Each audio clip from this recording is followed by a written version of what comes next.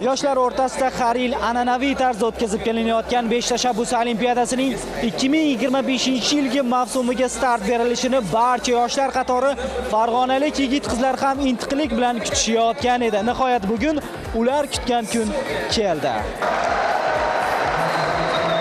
Biz Farg'ona yoshlari 5 tashabbus olimpiadasi yangi mavsumiga tayyormiz.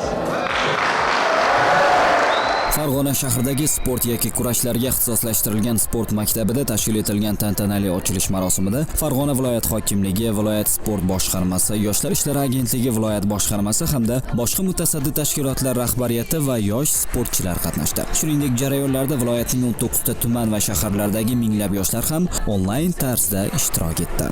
Mana bugun 5 tashabbus olimpiadasining yangi 2025-yil mavsumini ochilish marosimi bo'lib o'tyapti. Aynan ushbu tantanali tadbirda Farg'ona viloyati yoshlari ham faollik bilan ishtirok etishyapti.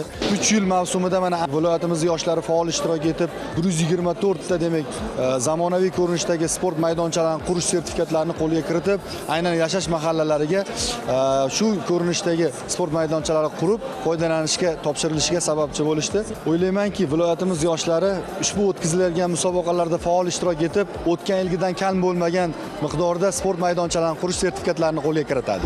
Oltiariq tumani ustoz mahallasi yoshlari o'tgan yili 5 tashabbus olimpiadasida yuqori natijalarni ko'rsatib, mahallamiz yoshlari bilan ko'plab sovrinlarni qo'lga kiritdik. Nasib qilsa, bu yil ham avvalgi yillarga qaraganda ko'proq yutuqlarni qo'lga kiritishga harakat qilamiz. Marosim davomida shuningdek, olimpiadaning 2024-yilgi mavsumida viloyatda faollik ko'rsatib, yigit-qizlarning yuqori natijalarini qayd etishiga o'zining munosib hissasini qo'shganlar ham taqdirlandi. Ma'lumot uchun 5 tashabbus olimpiadasi doirasidagi barcha musobaqalarning o'tgan yilgi mavsumida 700 mingdan ziyod farg'onalik yoshlar ishtirok etgan bo'lib, ular 27 ta yo'nalish bo'yicha jami 44 ta medalni qo'lga kiritib, mavsumni respublikada 2-o'rin bilan yakunlashgan edi. Joriy yil esa viloyat miqyosida olimpiadaga qatnashuvchi yoshlar soni 800 mingdan ortishi kutilmoqda. Biz esa yangi mavsumda ham Farg'ona yoshlariga omad va zafarlar tilaymiz. Muhammad Sidiq Usmonov, Ravshan Abjonov, Hudud informatsion dasturi uchun.